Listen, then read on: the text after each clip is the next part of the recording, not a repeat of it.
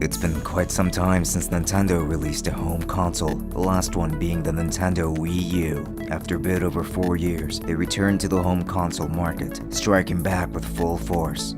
Introducing the Nintendo Switch is this capable of revolutionizing the console market.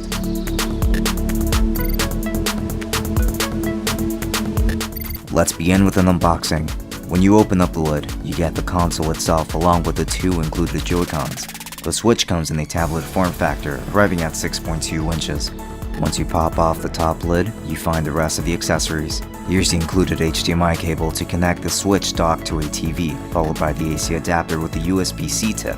Next is the Joy Grip, which is meant to house both Joy-Cons so they can be used as a normal controller. Back here, we have both of the adapters to slide into the Joy-Cons whenever they will be used separately. Next is the instruction manual, and lastly the Switch dock itself. Here I have a few accessories for it. This is a Breath of the Wild case that holds the Switch with the controllers attached along with 14 game cartridges. Next is the Game Traveler Protection Pack, which features a few cases for your games, a microfiber cloth, and a screen protector which I will apply immediately. On the front, we have the 6.2-inch screen which produces very nice colors which can be seen when playing Breath of the Wild. It also comes with 2 small speakers on each corner. On the back, you get the Switch logo and the 2 larger speakers. On the left corner, there is a kickstand which houses a microSD entry. The top consists of a power button, a volume rocker, followed by the exhaust vents, an audio jack, and your LR, ZL, and ZR triggers. First, I tried this out in handheld mode, and traveled with it whenever I could in Zelda Breath of the Wild case. This is the mode I played in the most, so let's see how it fared. To start, sliding the Joy-Cons in is very easy. You simply place them through the entry and slide them down until you hear a click. The display is very beautiful. It is a 720p screen, but it falls into very nice territory, at least speaking from the perspective of someone playing Breath of the Wild exclusively. This being a 720p display, there has been a lot of controversy in regards to it. I even expected it not to appeal to me because of the lower resolution. That immediately changed as soon as I saw this in hand, so I definitely recommend you check a demo product, perhaps in stores like Best Buy and GameStop, before making a purchase. Regardless, the Switch will output 1080p when it really matters, which is when you're playing on your TV.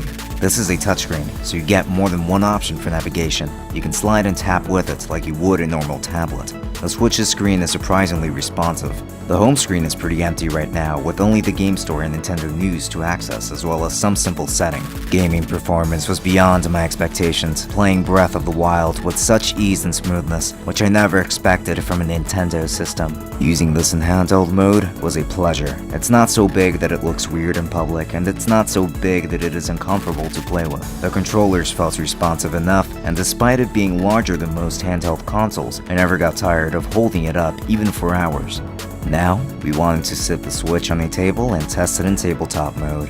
One thing I noticed is that the kickstand feels very weak. It holds it up just fine on a hard surface, but falls short on a soft surface. A more ideal kickstand for this, and I do think they could have pulled it off, would be one similar to the one on the Microsoft Surface. The ergonomics would have made a much better user experience. This probably isn't the best way to play, as if you're going to be playing on the 6.2-inch screen, you might as well just plug the whole thing in. So this mode, at least until more games come out where playing like this makes sense, doesn't make much sense at the moment.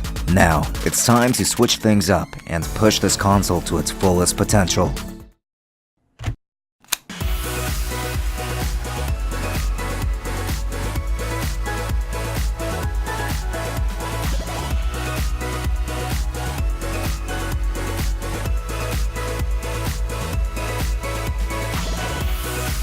When docking the Switch, resolution upscales to 1080p. The Switch also receives a power boost, meaning that you should get the highest performance gaming in this mode.